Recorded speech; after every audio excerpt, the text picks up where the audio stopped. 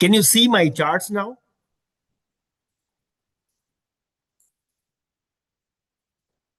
Can you see my charts? Yes, yes, Okay. yes, yes. Okay. So, so I'm emotionally attached to Gandhigram, a rural institute, because of multiple reasons. One is Gandhi was born in Gujarat. I was also born in Gujarat. Mahatma Gandhi was born in Porbandar. I was also born in Porbandar. My birthplace is Porbandar. Gandhiji went to Rajkot for studies. I also went to Rajkot for studies. From there, Gandhiji went to Delhi. I also went to Delhi. And Gandhi's influence on my life, every 2nd October, I make sure that I go to Gandhi ashram to take his blessings. And I have read his autobiography 3 times. So huge influence Gandhi has on me. This is one reason. And this is Gandhigram Rural Institute.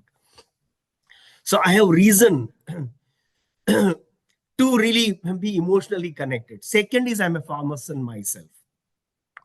My upbringing happened in a small farm. And like from there, I have reached where I have reached. So these are the 2 reasons I am emotionally connected. When I came to the university, when I met Honorable Vice Chancellor and Professor Ravichandran, I was truly impressed with the kind of work they are doing. So I'll share my experiences and we'll go ahead, maybe a couple of minutes here and there. So the topic I'm given is climate resilient and technology enabled agricultural transformation. So these are the 2 top, theme, but 2 guiding questions which are given to me. I'll not repeat them because Professor Ravichandran has already repeated them. He has already mentioned them. So Socrates once said, I cannot teach anything anybody. I can only make them think. And on this call, all are very, very enlightened, very elevated, very experienced, a very expert people on this call. So my intention definitely is not to teach anything, but I'll share my experiences, my learning in 32 years of working with farming community. I've conducted thousands of farmers meetings. Rather, I've met thousands of farmers with hundreds of farmer meetings. I'll share my experiences and exactly what is happening in the field of agriculture. We all can collectively do something for that. So Gandhiji once said, the earth provides enough to satisfy every man's needs, but not every man's greed. And today when I see there, the people who are dealing with farmers, many of the people are working with farmers to meet their greed and not meet their need. In the process, farmers are exploited. So we, the people who are dealing with farmers, will have to make sure that they get right guidance, they do right agriculture, and we can improve their livelihood. Let me start with a problem statement. Can you all hear me okay? Should I? You're all fine? Yes, Can sir. somebody? Okay. Yes, sir. Okay. Okay. So why climate resilient agriculture transformation? Why that is the need? I'll share some data. First, agriculture must, address all the, global and local challenges. What I mean to say by this is world's population by 2030 is going to be 8.5 billion people. India's population is to reach 1.5 billion people. We might be discussing day in, day out. 50% more food, feed, and fuel will be needed by 2050. 50% of the livelihood in India depends on agriculture. 1.5 billion agricultural land gets lost every year. And when 50% livelihood is on agriculture, only agriculture's contribution to country's GDP is 18%. In second quarter 2025, our country grew 8.2%, but agriculture GDP grew 3.2%. So instead of enhancing GDP of the country, agriculture is dragging the country's GDP down. And that should be the concern for all of us. And you would agree with that. Let me go further. You look at the productivity of every crop compared with the developed nation.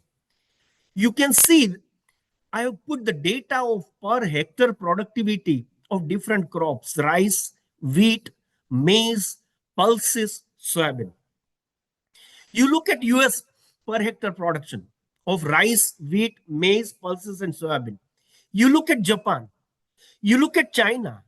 You look at the blue bar, which is a world average. Our productivity per hectare is lower than the world average. Forget about the developed nation. We, the agriculturists, should be concerned about this aspect. Our country is hit by flood and drought, and there is a like heat. Not it is HIT, it is HEAT. There is a spelling error. I'm sorry. Heat, flood, and drought. There is a triple blow to Indian harvest, and that's a reality. That's a reality. Between 2015 and 21, 33.9 million hectares got affected because of the floods and excess rains. Economic losses in India was 159 billion. And because of the lost working hours also, paddy and vegetables were affected. In 2015 to 21, 35 million hectares of the land was affected because of the drought. 60% yield loss only in Maharashtra. And rainfall, millet and paddy were affected.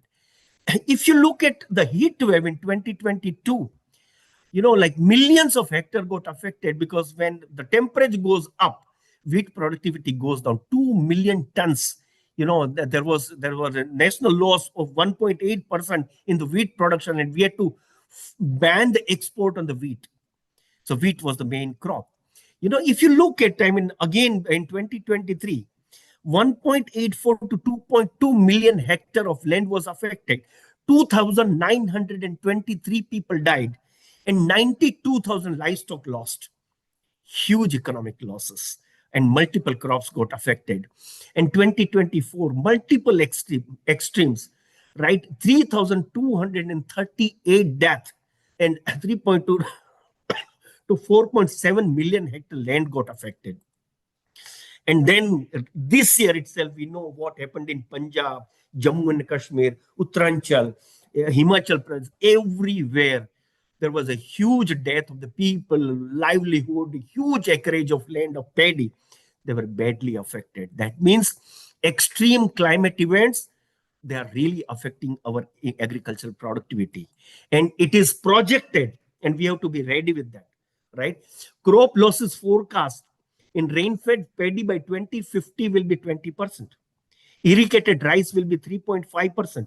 Wheat will be 19.5%. Kharif maize will be 18%. Overall staple food 15% will go down because of the heat and erratic rains. And despite all these things, despite all these extreme weather conditions, groundwater depletion is another challenge before Indian farmers. Water table is going down, right? So these are the challenges before us. And when challenges are on the other side, our land holding is squeezing. In 2070, it was 2.3 hectare. It has come down to 1.3 hectare. It has come down to 0.6 hectare. And by 2030, it will remain 0.32 hectare. So land holding is contracting because of fragmentation. Number of operational land holding are increasing. There is no alternative opportunity, income opportunity is not there, right? And small landholders are moving from farm activity to non-farm activities. Urbanization is increasing. And in a small piece of land, even mechanization is tough. It is leading to agrarian crisis that should concern all of us. And these are other challenges. You look at this. 8.5 to 12 billion crop losses happens because of biotic losses. Weeds. If weeds are not controlled properly, 30 to 40% crop losses happen. Insects and pests, 25 to 30%. Diseases, 20 to 25. Overall, 18 to 30% crop losses happen only because of the biotic stresses. Post-harvest losses, because we don't have processing. In the developed nations, food processing is to the tune of 90 to 95%. We have not reached even 20%. So whatever the perishable commodity farmers have to take to the market, they have to sell it because they can't process it. So fruits and vegetables, 6 to 18%. Cereals, 3 to 6%. Pulses, 5 to 8%. Fisheries, 5 to 10%. See, even after harvesting, there are a lot of losses happening. So biostick stress, and then, these are the post-harvest losses. Deteriorating soil fertility. 6 crore soil samples were tested under, soil health mission, right? Soil health card program. And it is found that 97% of Indian soils are deficient in nitrogen. 83% of the soils have phosphorus deficiency. 71% of the land has potash deficiency. And the biggest concern is 85% of Indian land lacks organic carbon. And carbon is the soul of the soil. You all are experts, sir, right? When the carbon content goes down, entire soil becomes dead. And 85% of Indian soil doesn't have carbon. And all these things are happening despite 75% increase in the fertilizer consumption in last 25 years. 6.7 million hectares of land is affected by waterlogging also. And finally, this is the biggest concern I have working in the industry. Spurious and counterfeit agri inputs are provided to the gullible farmers. They are innocent farmers. They cannot identify what is right, what is wrong. In Indian market, 25 to 30% seeds sold to the farmers are duplicate. 10 to 15% of the fertilizer. Yesterday, I was in Agri Summit 2025. Agricultural Minister inaugurated that summit. And the plant protection advisor to Government of India was there. He also told there is a huge problem of spurious pesticides, seeds, crop protection products and all. Farmers are not getting genuine good inputs to protect their crop and grow their crop. This is the condition in which our farmer is working. So I mentioned this data, I'll not repeat this. So soil remains deficit. There is no balanced nutrition and there is a poor soil health.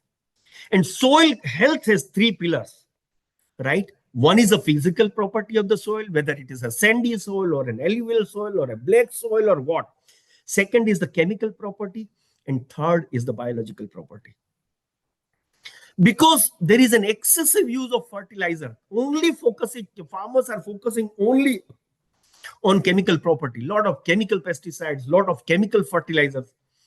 The biology of the soil is getting affected.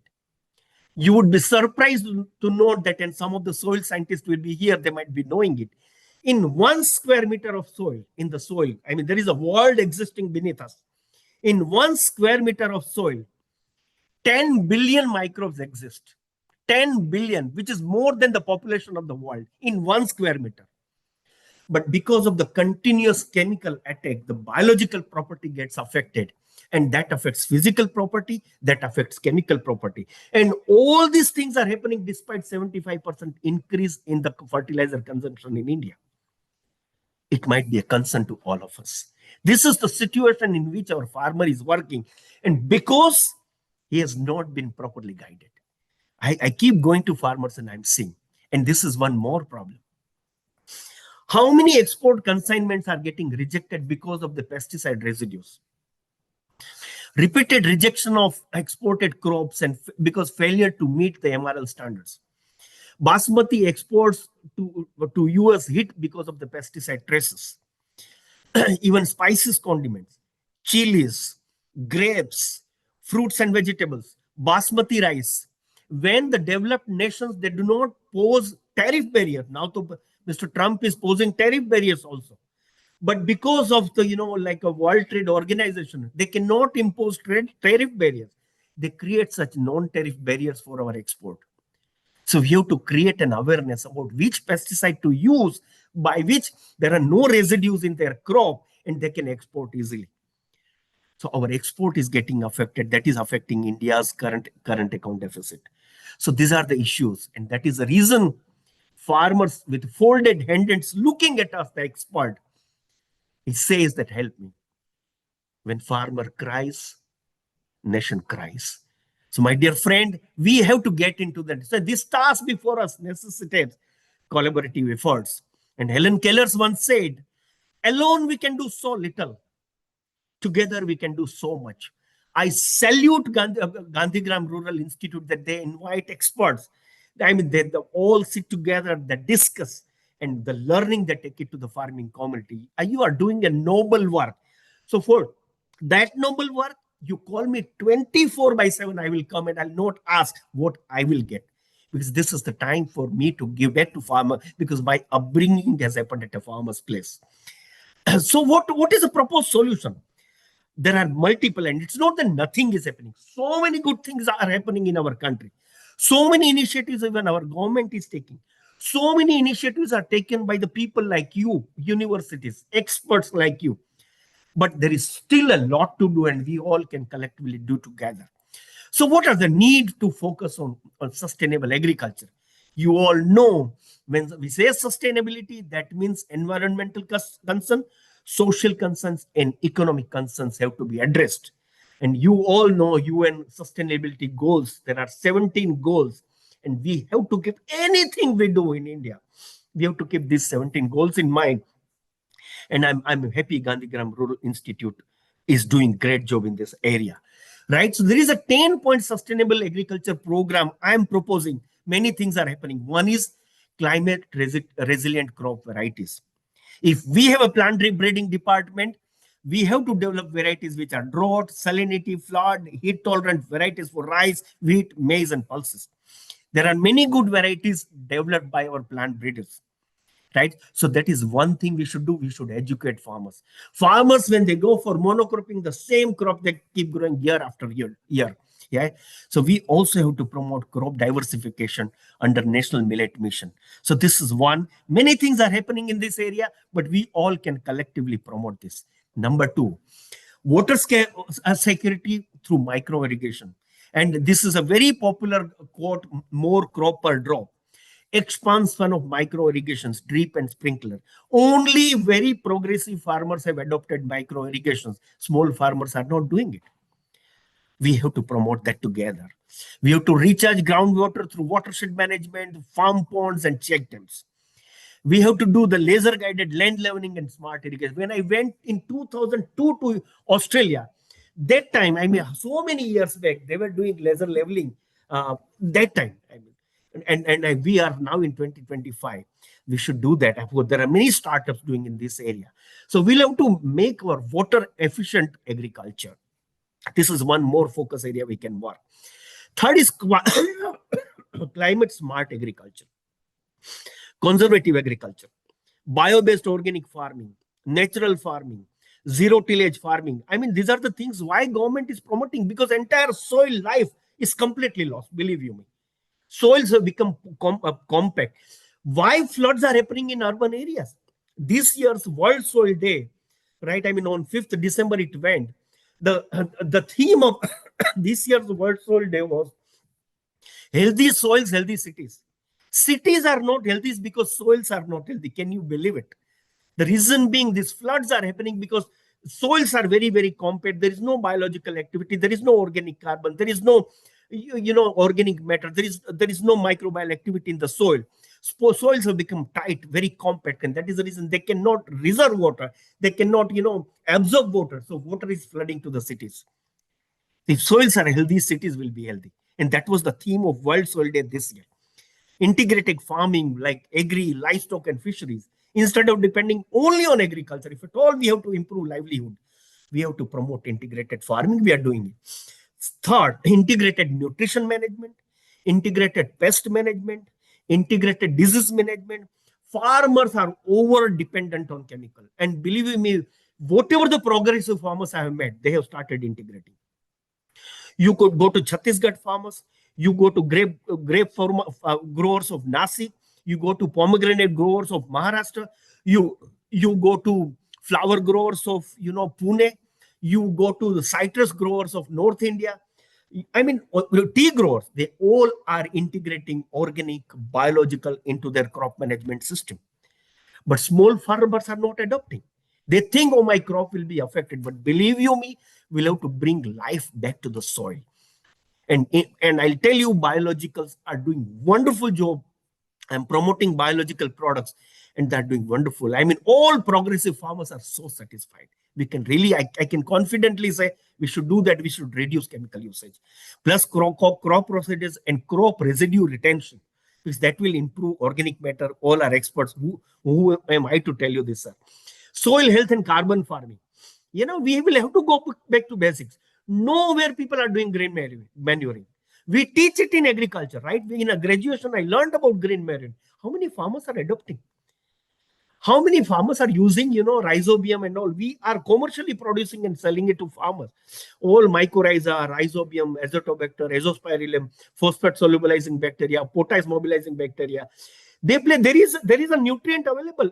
There are nutrients there in the soil, but they are not available to the plant because microbial activities are not there, because organic matter is not there, because organic carbon is not there. So we have to increase organic matter, we have to increase organic carbon, we have to increase microbial activity, and that can happen through biofertilizers, biochar.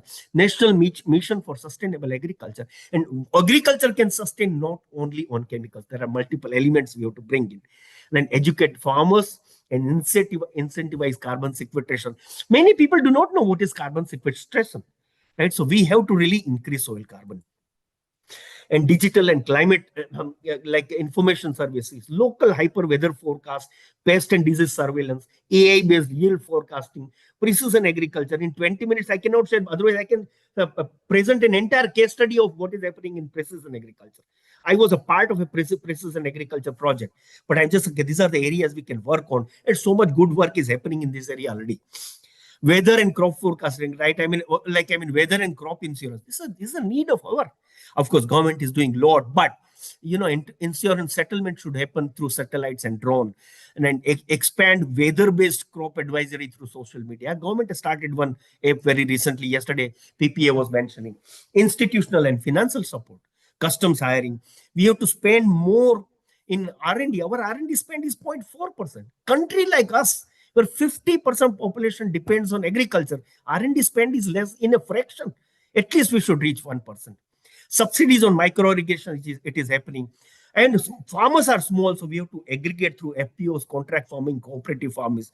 And many places where FPO is run by efficient people, you might be knowing about Sahyadri farms. You should invite Sahyadri farm owner and promoter to speak at our institute. Wonderful job he's doing. Country's 20% grapes are exported by him. Right? Capacity building and gender diversity, and madam is going to speak on that. Right? So, 15 million farmers should be trained at KVKs. Right? We should adopt university and private companies cannot work separately. Public-private partnership is a must to educate farmers. We have to work together to see that we really educate our farmers. And policy intervention and integration. Remove all power subsidies. And there, because of the subsidies, farmers are over-irrigating.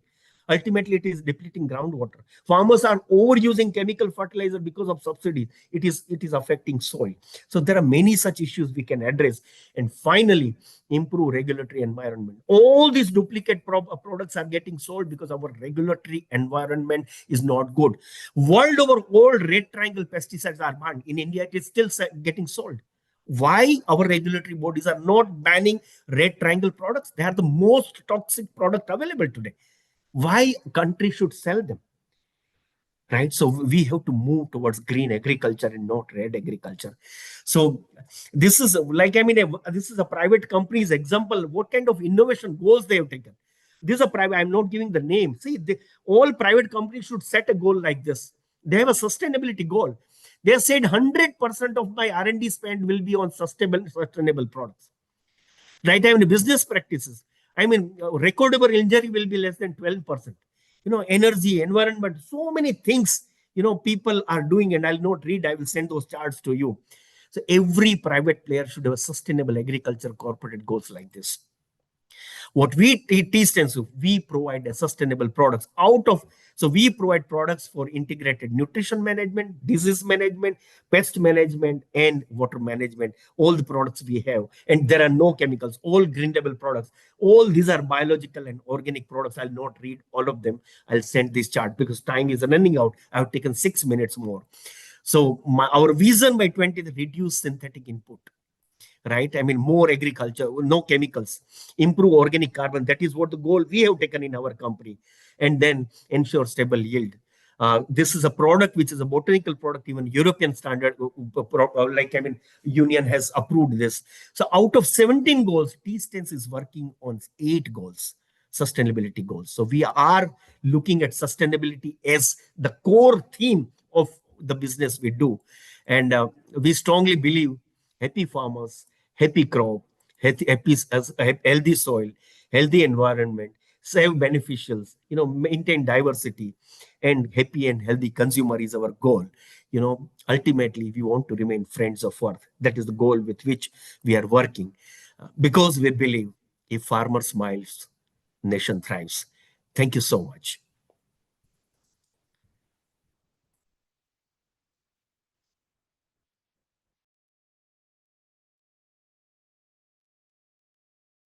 I hope it was useful to you.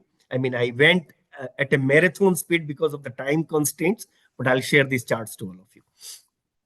Yeah, you are on mute, so.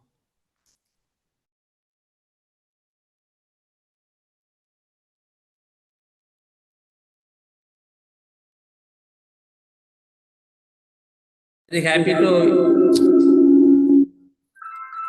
I'm very happy to introduce Dr. Jill, Madam Jill Harris is an international peace activist, educator, and development practitioner dedicated to promoting non-violence, gender equality, and sustainable livelihoods. With over 3 decades of experience in India and abroad, she has worked with grassroots movements inspired by Mahatma Gandhi principles. She has coordinated Jai Jagat Global March for Peace and Justice. And Dr. Harris has mobilized thousands in campaign for land rights and social justice. She holds a PhD in education at University of Toronto, Canada, and has collaborated with numerous international organizations to advance global peace, equity, and community empowerment through nonviolent actions and dialogue. She has attained 2 master's program, one in adult education and community development program at St. Francis Xavier University, Nova Scotia, and international public affairs at Columbia University, New York. She holds certificate degree in German language. She is involved in a number of development activities in Canada, India, and different parts of the world. She served as International Women's Wing Coordinator of Ekta Parishad from 2010 to 2014. She served as the coordinator for Canadian Poverty Program, Kairos, and Executive Director of Lead India from 2004 to 2008. She served as overall manager of PLAG project, Government of Canada and Government of Bangladesh from 1998 to 2000.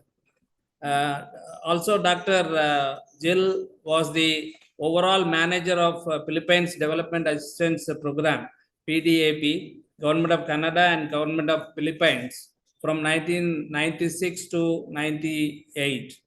She served as South Solidarity Founder Director from 1987 to 1996. She also served in the United Nations as its non-governmental liaison service program, as its tree project coordinator from 1982 to 1986. She is also the prestigious recipient of national and international awards in many universities. Very few I would read that Ursula Franklin Award for Women and Peace, conferred by the Canadian Voice of Women for Peace on May 8, 2021 in Toronto. Dr. Jill Harris is closely associated with the Department of Gandhian Thought and Peace Science for a decade. She, on behalf of Sesi and Madurai, has signed on MOU with the Department of Gandhian Thought and Peace Science. She is very, very helpful to our department in promoting Gandhian thought, peace, and development. This is the second program after signing MOU with our institute. I sincerely thank our Honorable Vice Chancellor, Professor N. Panjanathan Sir, without whose help this would not have been a great success. I request Dr. Jill Harris to deliver the title on empowering rural women through skill, enterprise development, and social transformations. Madam, I want to. Thank you. Thank you very much, Dr. Mani, for such a lovely introduction. Thank you to the Vice Chancellor, Panchanatamji, to our dear T. Ravichandranji, also on the Sheshi board, and a particular thanks to Professor K. Ravichandran from Gandhian School of Management Studies, who has really brought a very interesting program to us today by bringing the higher educational institutes like Gandhigram to interface with UPA villages or villages, both for the learning of the students, but also for the advantage of bringing India's development up, and in particular, women's development.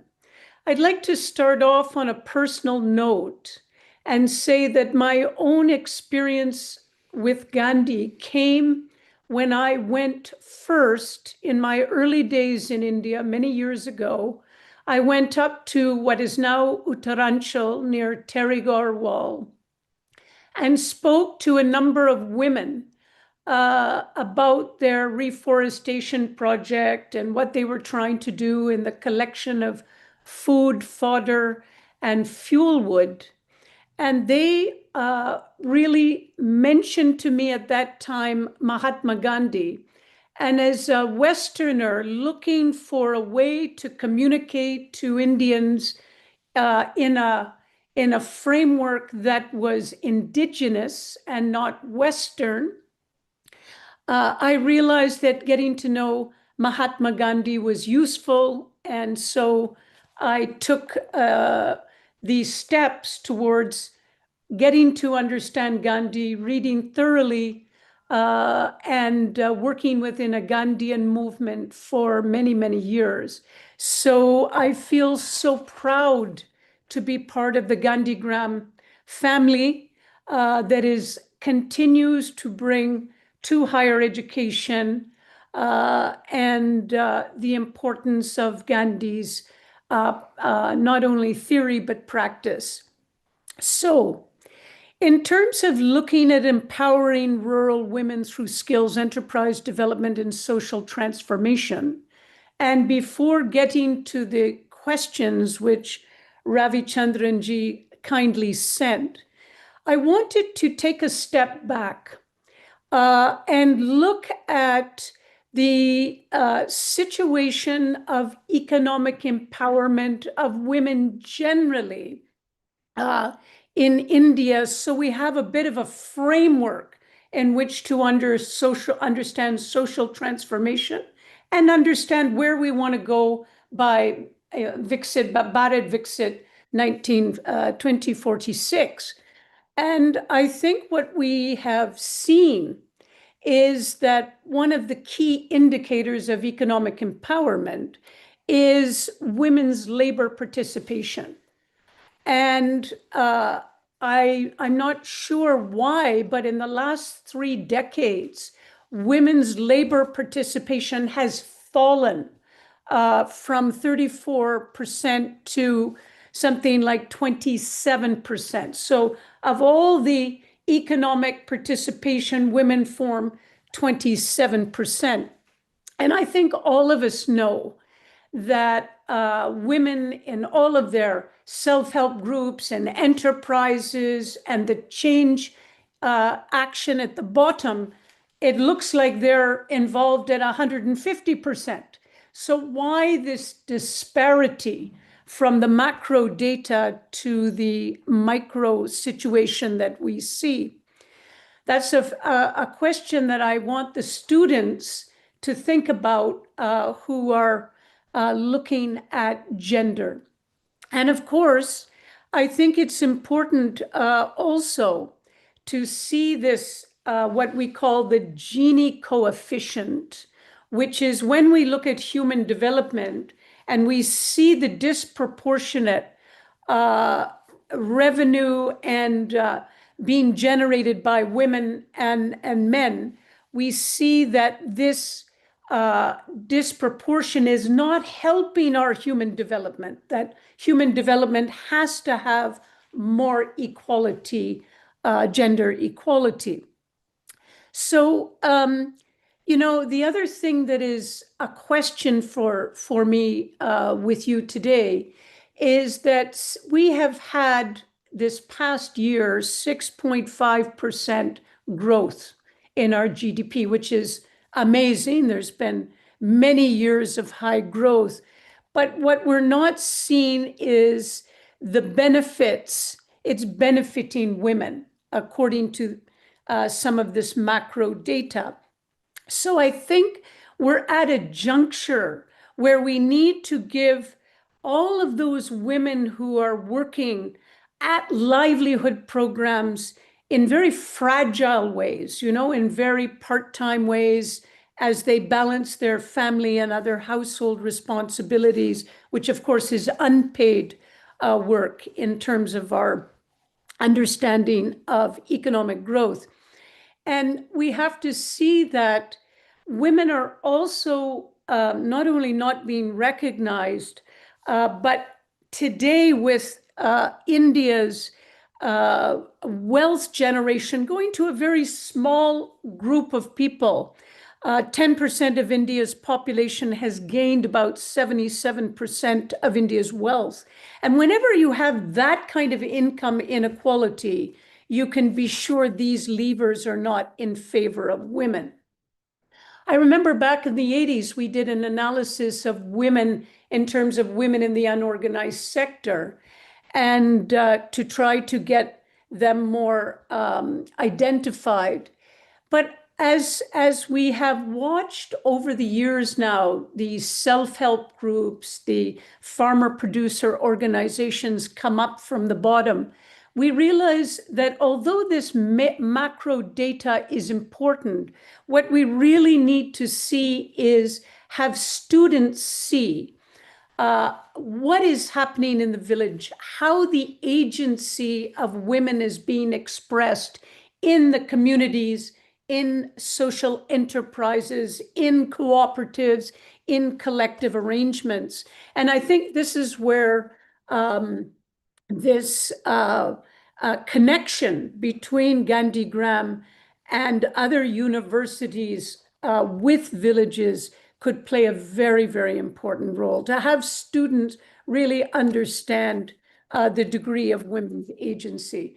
Before I get into specific, because I've been asked to look at which rural enterprises are really building income and dignity and community welfare, I want to just say before that the Gandhian framework for us has made us look at the small and village industries with Gandhi and Kumarappa.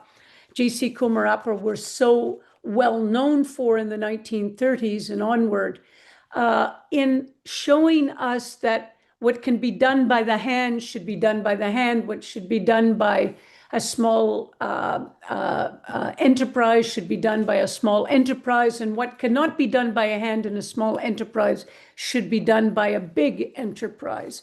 It shows us the inclusiveness of women in the economy really depends on their engagement at the bottom. And their impact, as I have seen it over many, many years with so many incredible groups that have been producing and marketing various products, I think we have to really recognize that that is a force that needs to be encouraged, and that helps women's agency. So at the center of everything is agency, is the agency of women to be able to not only produce, but also gain dignity, build their community and families alike. And this is where I hope the students, which I'll talk about a little later when they go to villages, will figure out what are the constraints that stop that agency and help to remove some of those constraints. But this is where Gandhi and Kumarappa really help us, give us a pathway of understanding. How do you build from the bottom so you meet the twin goals of women's empowerment, women's development, women coming up as equal actors in India to fulfill its overall goal of Indian development, but also where they can bring income and sustainable livelihoods into place. Okay, let me give 3 very important examples. I want to give one related to Adivasis, one related mainly to Dalit women, and one related to how you build many social enterprises in a kind of a regional hub which supports each other and really creates a kind of small local economy. So let me begin with the Adivasis. I think some of the most vulnerable populations in the country and women within them are from the Adivasi communities, and a particular organization in Tamil Nadu called Keystone Foundation, found in Kotagiri in the Western Ghats, has really tried to bring together forest conservation and livelihood of Adivasi people. And why that's so important is because of the nature dependence of Adivasis, often living within the forests. And that is a very important lever to help in women's development. And what they have done, which is quite extraordinary as part of their gender inclusion, is they have emphasized culture and indigenous knowledge systems. So as much as we want to bring in modern ideas, I think we need both, but we also benefit so much from the indigenous knowledge systems of Adivasi communities. And particularly, I think in the case of Keystone, which works in Kotagiri, they have been able to go to 30 tribal hamlets and bring technology, bring raw materials, bring the things that those women in the tribal hamlets can produce, whether it's coffee or various agro products. And then these are sent to local showrooms. In other words, close by, they have their marketing showrooms. And from that, local consumers are able to buy that for a very reasonable price. So you get a high quality product done by Adivasi women in a way that is completely in line with their own culture and way of working. And it is then brought to market. And Keystone has also created, beyond this non-profit organization, a profit organization that takes the best of those products, which is about 30% of them, and sends them for export. And that money then comes back to build those Adivasi women's livelihoods and their capacities. So this indigenous knowledge culture is absolutely key for women's social enterprises to be successful in Adivasi communities. The second one I want to mention is an absolutely fascinating organization called Charka. It's in Sagar, Shivmoga, in Karnataka, northwestern Karnataka. This is where 300 Dalit women who were not traditional weavers were given looms. They learned how to produce beautiful cloth, But what is key about this organization is they introduced an innovation. I think often we think of innovation as only technological, related to smart technology or artificial intelligence. But in this case, the technology was natural dyeing. A very interesting use of the traditional species of that area put into natural dye, which then dyed the threads. These were then woven, made into beautiful garments in this area of Shimoga, sent to Bangalore. 3 or 4 shops called the Desi stores have got about a turnover of, I think, I don't know, it's a very significant turnover. I don't want to give the wrong statistic.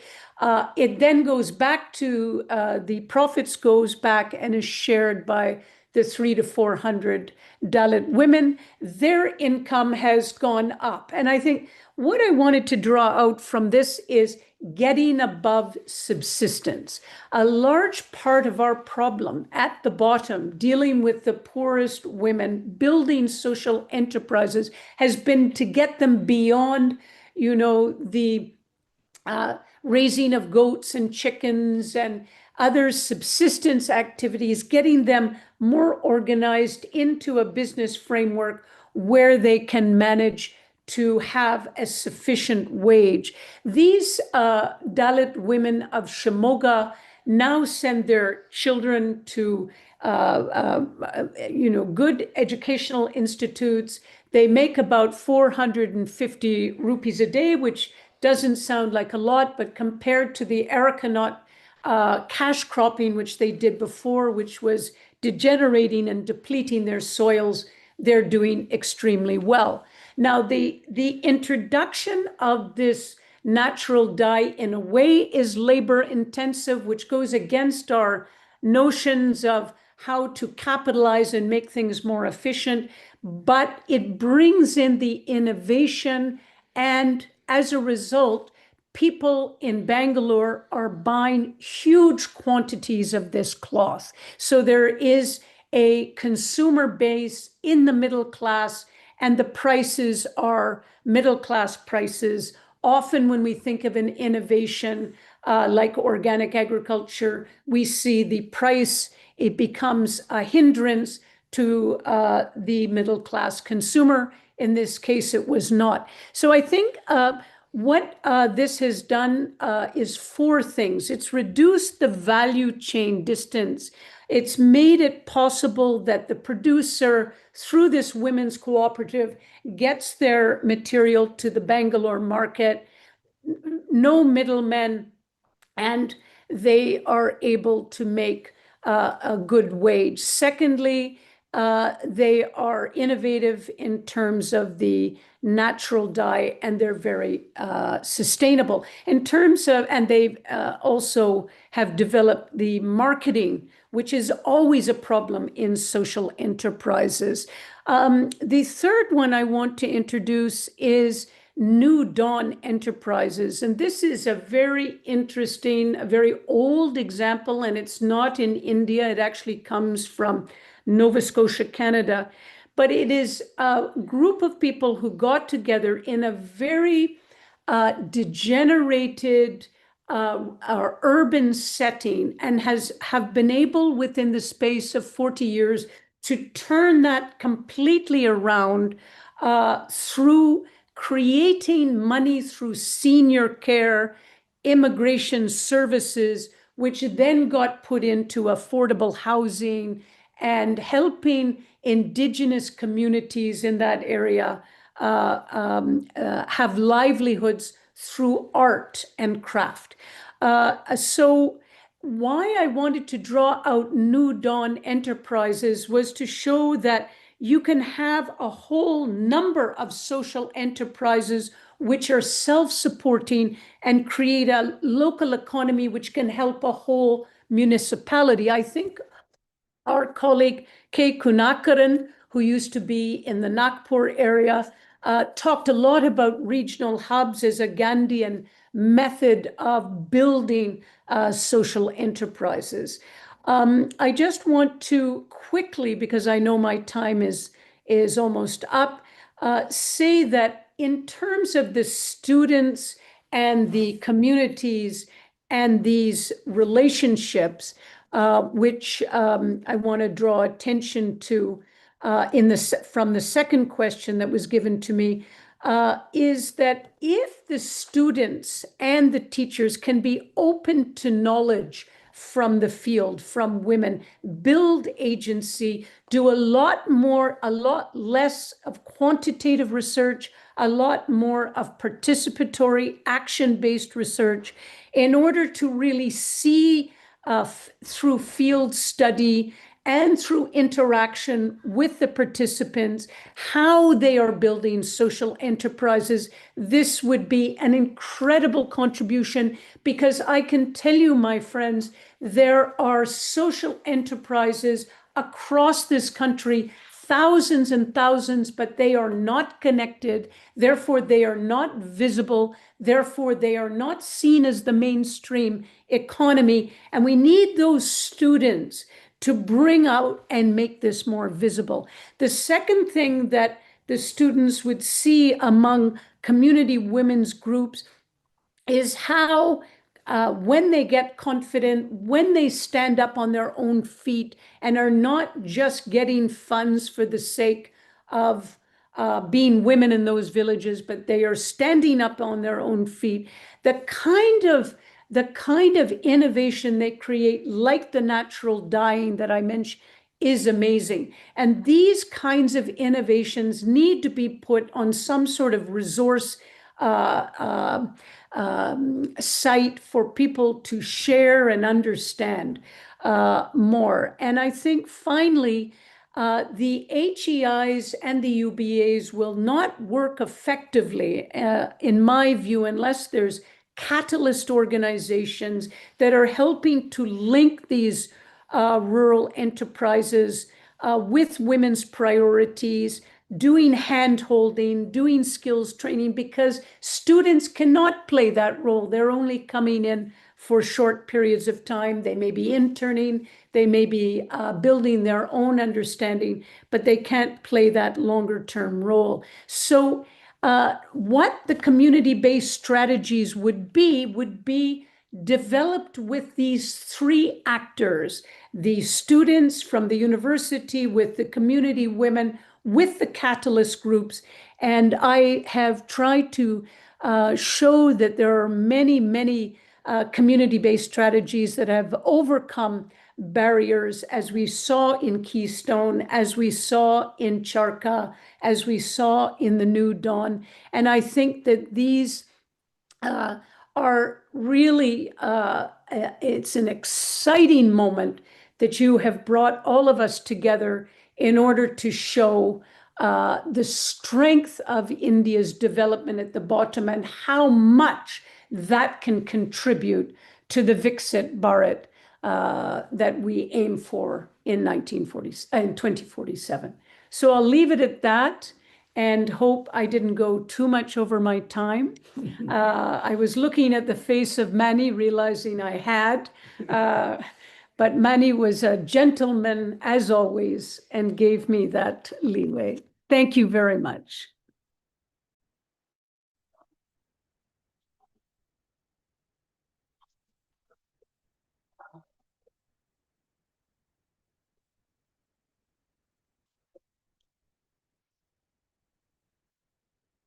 I think you're on mute, Professor.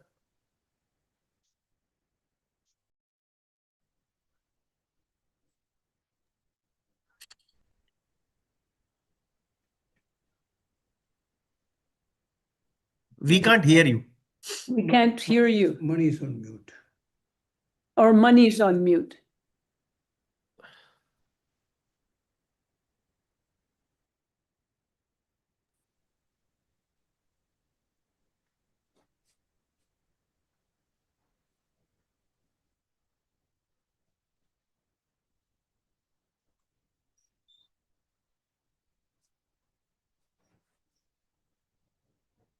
Doctor. Ravi sir, Ravi sir, you take up.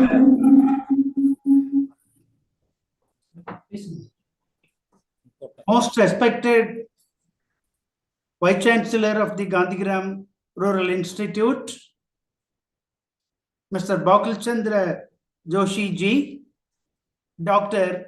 Jill Kaur Harris,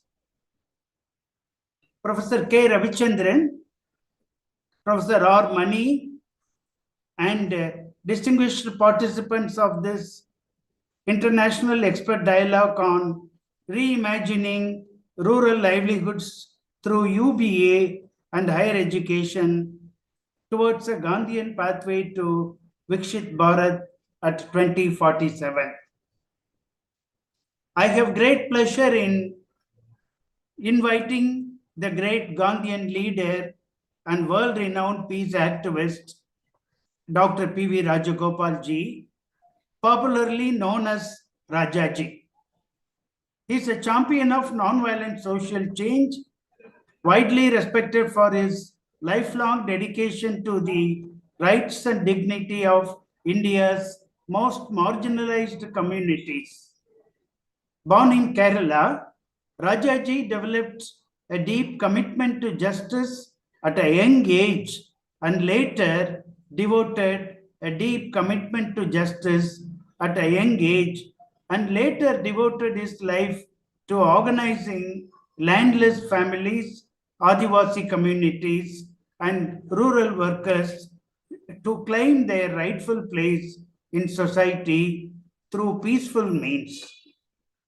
And completing an agricultural engineering degree led him to participate in community development initiatives in different parts of India. In 1972, Rajaji dared to work in the Chambal Valley region of central India among the 500 dreaded dacoits, where he took part in their rehabilitation programs through non-violent approaches under the able leadership of Loknayak Jayaprakash Narayan ji and Sri S.N. Subbarao ji. His experiences in rural conflict zones and grassroots development shaped his long-term commitment to non-violent activism and the rights of marginal communities. Rajaji was the secretary and vice chairman of the famous Gandhi Peace Foundation in New Delhi over 2.5 decades. He is also the founder president of Ekta Parishad, a movement advocating for land and resource rights for the landless, marginalized communities. In 2012, Rajaji led a march of approximately 1 lakh supporters to New Delhi, demanding land and resource rights for the landless. The movement ended with the signing of an agreement with the Government of India. In recognition of his work, Dr. P.V. Rajagopal was awarded the prestigious Niwano Peace Prize in Tokyo, Japan, from the hands of Reverend Nichiko Niwano, president of the Rishokoshikai International Organization. During 2014, Rajaji received the prestigious Indira Gandhi Award for National Integration. He is the prestigious recipient of the Human Rights Award given by the Human Rights Chapter of Geneva, Switzerland. Like this, Rajaji has received innumerable number of awards during his lifetime. Rajaji is also the co-founder of CESI, Center for Experiencing Socio-Cultural Interaction, and the founder of its outfit, International Gandhi Institute for Nonviolence and Peace. Rajaji has published hundreds of articles in national and international journals. He is an inspiring speaker in many languages. Many of his speeches are recorded in video clippings and available in YouTube. Rajaji frequently gives his interviews in national and international media, both print and visual.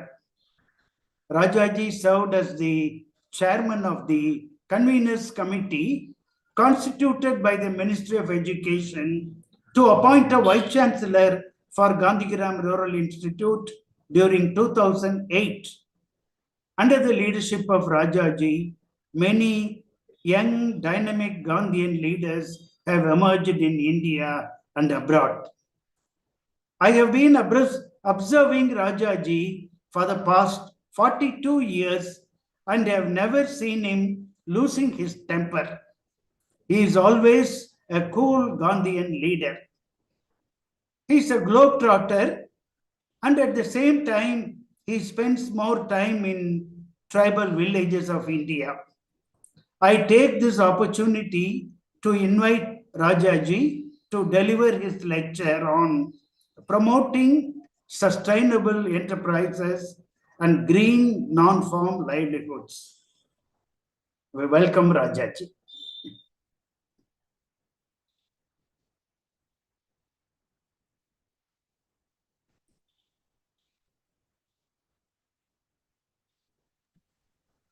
That is such a powerful introduction, Raviji. Thank you. Thank you.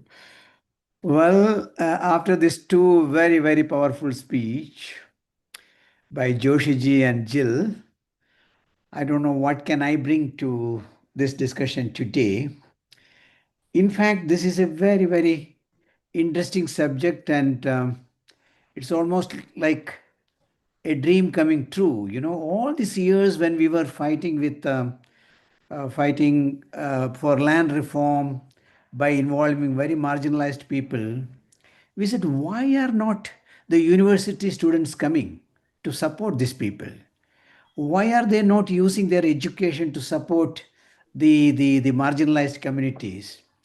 So when you say bringing together the local wisdom and knowledge with the university wisdom and knowledge in order to fight poverty is something extremely interesting, and I appreciate this initiative by Gandhigram Rural University. Now, I came to Madhya Pradesh to be with this, especially for Joshiji. Joshiji, when I came here to meet 25,000 farmers who got land under Forest Rights Act. You know, in 2007, we took out a march from Gwalior to Delhi, 25,000 people. And when we arrived in Delhi, after 1 month walk on the national highway, some people died on the way, but then the spirit was so high. The end result was Forest Rights Act. And through that, about 2.5 million people have got land by now, and many more need to get. So out of this 2,005 million people who got land, we had 25,000 people coming together to describe how they have changed their life, completely transformed their life by using the land. And it's all this is all organic farming. You know, we didn't want chemical-free farming. We didn't want them to get into the trap of chemicals. So 25,000 people coming together to celebrate their freedom. So it was fantastic. So very, very interesting time. But I also wanted to say, even now, our dialogue with the government, that land reform doesn't mean giving land. There are many other issues related to land. And one important issue is retrieval of lost land. Many people have lost their land, and this is in the hands of very powerful people or in the hands of forest department. The Adivasis have lost all their land to forest department. So retrieval of land, you don't have to find new land. Just by giving the land that you took from them, you will make many more people farmers. The second is regularization of land. You know, many people are anyway on a piece of land. They are not living in the sky. So just by regularizing the land on which they are, they will become landholders. And we also say the third part is resolving conflict on land. You know, the number of cases in the court today, Majority of those cases are revenue cases, and it will take another 50 years if you don't add any more case into this list. It will take 50 years before they can resolve it. So land is a very, very complex thing. So I was very happy to listen to you, Joshi ji, and hope we can work together, not only helping the farmers to become organic farmers and protect the soil and planet, but also to get more people to become farmers and produce enough food for their family and move forward. Having said that, I am very, very happy that today we are going to visit this subject within the framework of Unnat Bharat Abhiyan and sustainable green livelihood, farm-based and non-farm-based. So let me begin by a small submission that unless we revisit the present day development model, it is going to be difficult for majority of our Adivasis and poor people to find a non-farm livelihood possibility. Because as I travel through India, what I witness is that this new development model, these are factories, these are mining companies, I mean, these are infrastructure development. They take large chunk of land and all the initiatives of the poor people. Now go to Adivasi area, and majority of our Adivasi people are self-sufficient. You know, they have all the forest producers. They have mahua, they have chiranji, they have many things, and they're all self-sufficient. But majority of them are forced to migrate to cities and slums because their land is grabbed by powerful lobbies in the name of infrastructure, in the name of mining, in the name of factories and companies, etc. So unless we revisit today's development model, probably it will be difficult to achieve our dream of getting people to stand on their own through non-farm livelihood activities. So that need to be discussed. And then the problem is the educated people have no respect for local knowledge, no local wisdom. You know, it's like, it's almost like, look, we are from the college, we are from the university, we know more than you know. Now, come on, listen to us. That is the attitude, you know. And I remember when I speak to people in villages, especially Adivasis, they will say, we are economically poor, but we are socially, culturally, spiritually rich. And this three richness, the socio-cultural, spiritual richness is enough to fight poverty. But then for our educated people to understand that power of socio-cultural, spiritual power of the rural community is a challenge. So how do we, on one side, how do we revisit the development model so that we don't destroy the initiatives that they take? Second, how do we sensitize our young people in colleges and universities to respect the knowledge and wisdom of the people in the marginalized communities in rural areas? So those two challenges are main in my mind. And when I travel through villages, I always feel, how can we sensitize the educated people? You know, there was a slogan, Joshiji, there was a slogan once upon a time when we said, Pade likhe naujawano unpadon ko saath do. You know, it's like educated young people learn to support the uneducated people, the rural people. Yeah. So how do we make that possible is something very, very interesting. But now, I remember what our former vice chancellor of Gandhigram University, Devendra Kumar Gupta, told me many years back. You know, he says, Rajagopal, we were in jungle Samskriti, one Samskriti. We were in the forest for many, many years, humankind. Then they moved on to Krishi Samskriti. That means in the culture of agriculture. But now we are into Patal Sanskriti, and that means into mining. You know, we want to take everything, dig everything out of the soil. So in this Patal Sanskriti, Krishi Sanskriti and one Sanskriti will have no place. He said that many years back. So how do we protect in this Patal Sanskriti, in this digging culture, the culture of digging everything out of soil. How do we protect the land? How do we protect the Adivasis and forest is a big challenge. The second thing what I want to bring today is the report of the first Royal Commission on labor. This was 1929.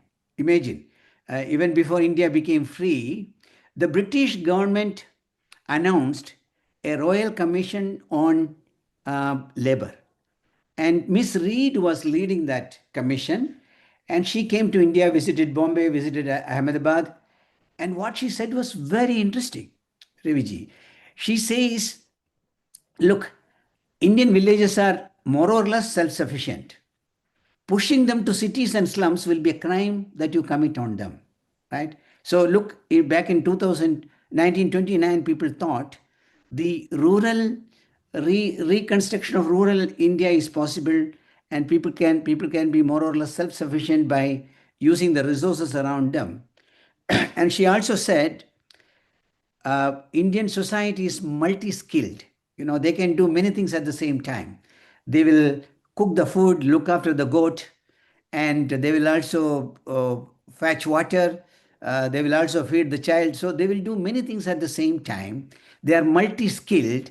So it is useless to make them single-skilled by pushing them into cities, where they will go to a factory and do just one thing.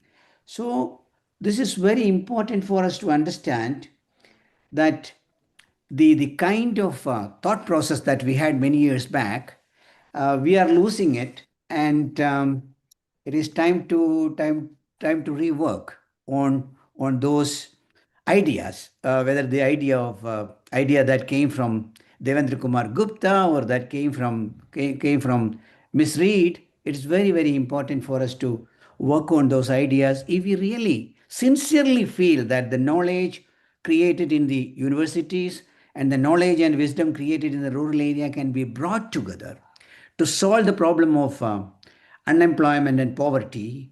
Then we need to work on both ends.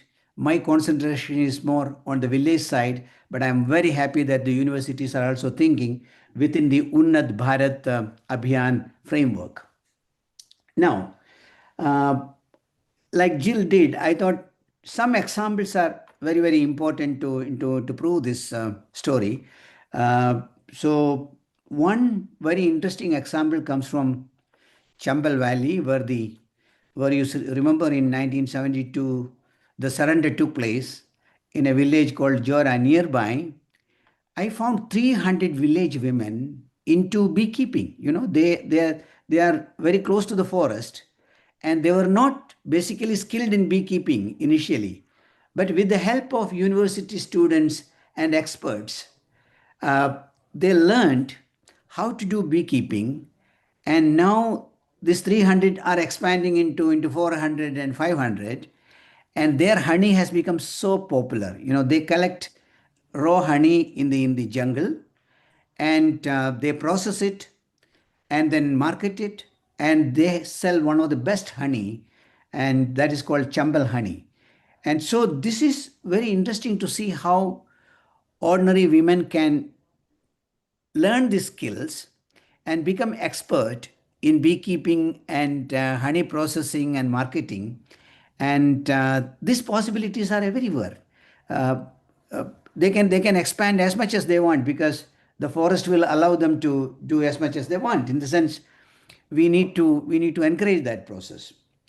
So they are also very empowered. They are not just making honey and selling it, but they are very empowered in terms of articulating, speaking about their issues, interacting with people from cities, and asking for land reforms. It's like one action is taking them to many other levels of activities. And I found that's a very interesting process where educated young people can help by providing skills and capacity to rural women to stand up on their own. The second example is like Jill did something from Western Ghat. I'm also going to take one example from Western Ghat. This is this is about lantana. You know, lantana. You know, it's like lantana has become a problem in the forest, and this is in Gudalur, and when the lantana grew so wide, took over the forest, the wild animals came to villages. You know, mainly the elephant. I mean, they couldn't find enough food in the forest, so they came to the villages. They destroyed the crop. They attacked people. So this became a big issue. This is an issue all over the country now. The animal people conflict. So this was one major issue in Gudalur some 10 years back. But university educated young people, they came together to find a solution to this problem. They went to the forest department and signed an MOU with the forest department to say, look, we will work on this issue. We will root out the lantana.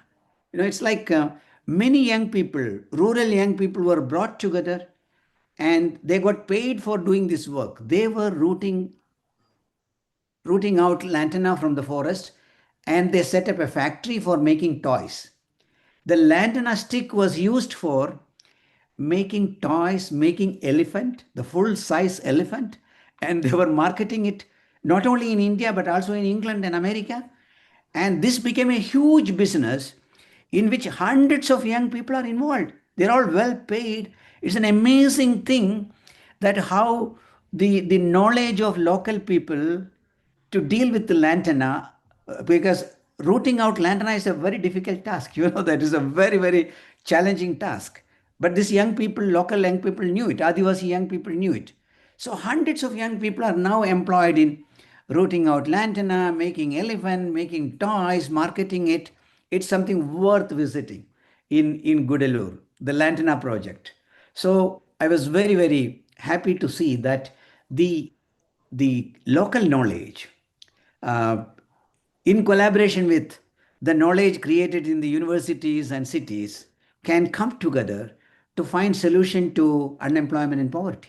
That was a second example that I wanted to bring. And the third one is not from here, that I took from France. This is a city called Lyon, you know, and a group of educated people came together and said, this is part of their transition economy that's happening in Europe now, that they said, look, we want to create at least one village where there will be zero unemployment, right? This is a great challenge. And this is a village where you have not only local people unemployed, but also a lot of immigrants from African countries unemployed. And so to create a zero unemployment possibility in the village, they did many things. I mean, number of things, including marketing and stitching and buying and selling and organic farming. But then now when you go there, it's interesting to see how a group of educated young people can come together with very ordinary immigrant laborers to create a situation where they can now say this is nearly zero unemployment area, the village. So what I'm trying to say is that this is a great initiative that Gandhigram is taking. Many other universities are also taking. It's a great initiative. So bringing this school-based, college-based, university-based knowledge in relation to relating with the rural wisdom and knowledge, and trying to find a solution to the problem of India. And that should be the Unnat Bharat Abhiyan be able to achieve. So I'm very, very grateful to Gandhigram Rural University for this initiative. There are hundreds of examples where it is happening, and we can create very, very interesting example in and around Gandhigram Rural University as well. And it can be farm-based and non-farm-based examples. And I'm sure people will come from all over the country, all over the world to see that, learn from that, and take it back into their own areas and to practice it. So I'm very thankful to Gandhigram Rural University for initiating this dialogue. And I hope in the coming years, this is not only a dialogue ending here, but we'll all work together to achieve this dream of fighting poverty by bringing knowledge and wisdom together from both the end. Thank you very much. Good one.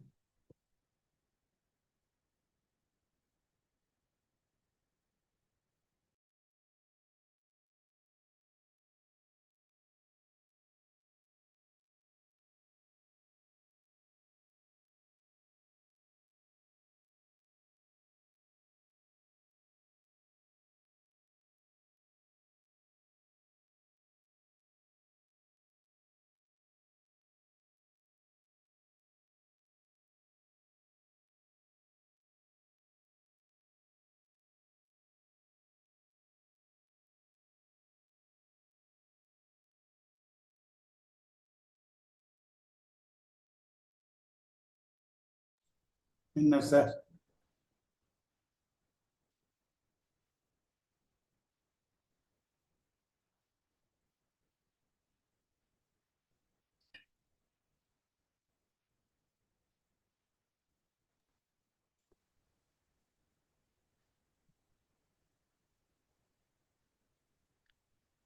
Ravichandranji is muted, I think. We can't hear you.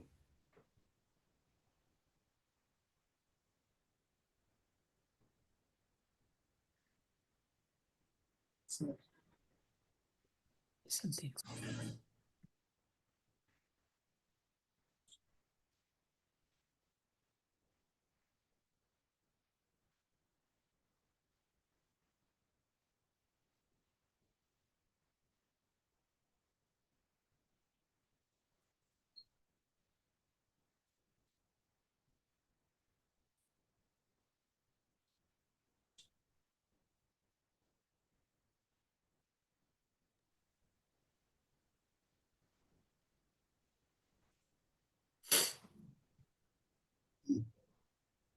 So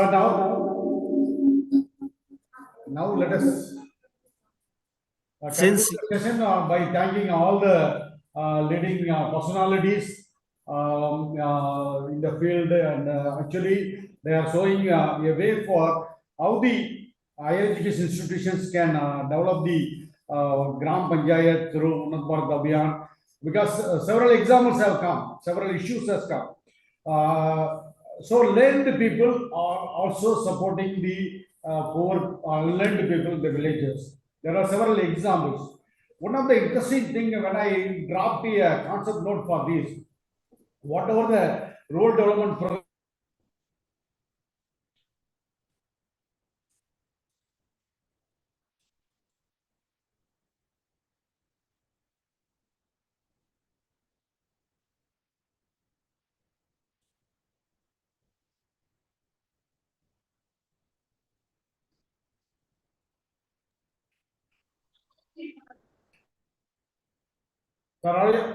Ravi sir, is it audible now?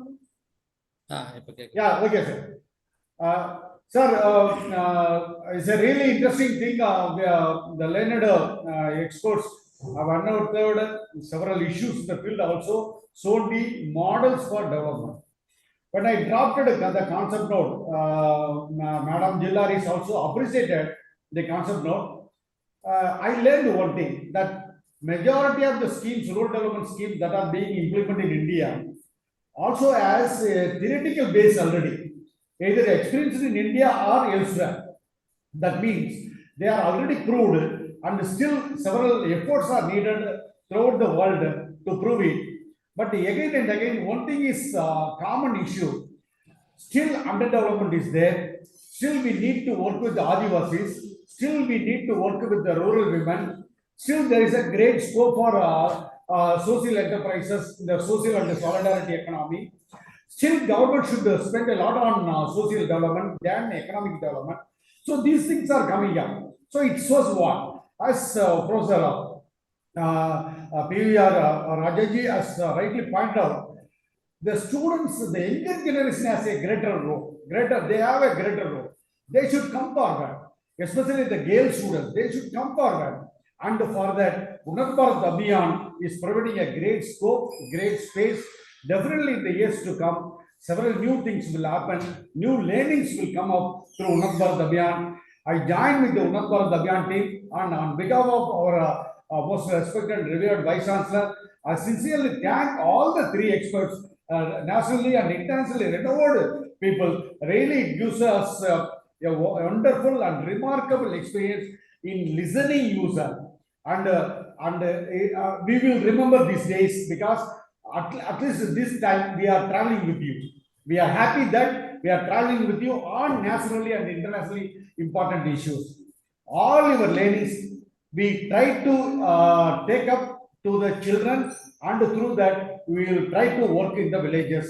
Gandhigram University is mentoring 179 higher education institutions in southern 11 districts, and directly we are working with the 820 Gram Panchayat. Definitely in the years to come, days to come, we will definitely work based on the learnings that we got it from your speech right now, sir. Once again, I thank you all on behalf of my team. I thank Professor Ravichandran, sir, because he is a man behind all supporting the documents, supporting thoughts on Gandhiji. But also another thing I learned from that, whenever we talk about development, whenever we talk about growth, we cannot ignore Gandhi. The relevance of Gandhi at any time, even the AI economy, AI environment, is highly impactful. That is a thing I learned from all these things. Also, I thank our Vice Chancellor and Dr. Mani and other team members for joining and facilitating to organize the program. I thank the Unnat Bharat Abhiyan team at IIT Delhi. They are always supporting us to take up the program for the village development. This knowledge exercise definitely will have inroads in the action plan for the year 2026 and 7. And definitely, when you are coming this side or when we meet again, we will think about and we will work together. Thank you. And I join with the Vice Chancellor to invite you all for Gandhigram University. When you are coming this side, please come and do bless us, sir. Thank you, sir. Thank you, madam. Thank you, sir. Thank you, madam.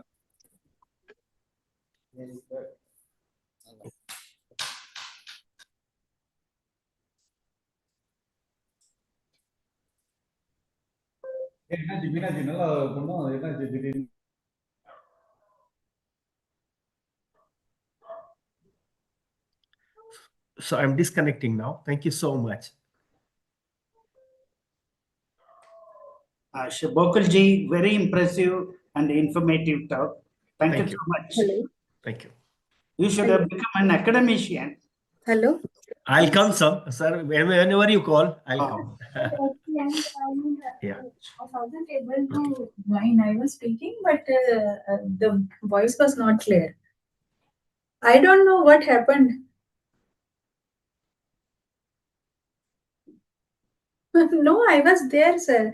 In the middle, I think there was some error, and then I rejoined.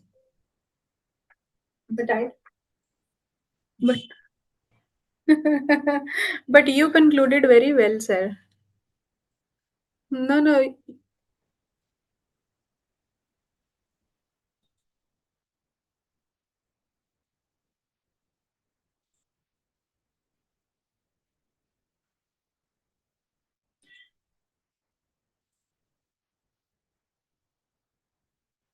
அவ்வளவுதான் sir leave meeting போட்டுடலாமா sir sir leave meeting போட்டுடலாம் அவ்வளவுதான்